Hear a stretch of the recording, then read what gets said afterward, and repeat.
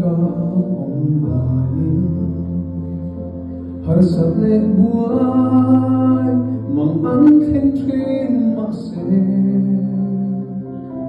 muang tem ka na ki ang suwan na khir it ha noya muang tem min so dir tri min choi sa pha lo ram min chuan tina min choi sa na tui bui na om ma ko i thei na ti chakin ka om trina min choi sa na le tu ka lo ni ta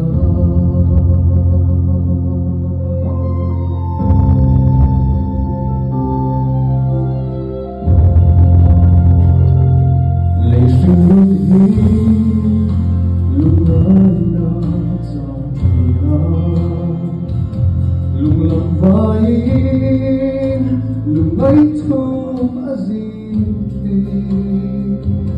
ma se nam chu tang pui tu hai ringi nang ni yom chua lei bar chang zel tri min choi sa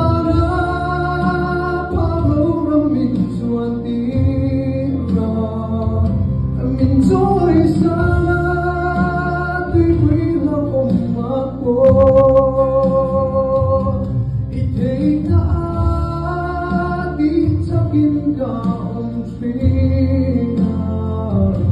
Min choi sa nga ne tu ka lo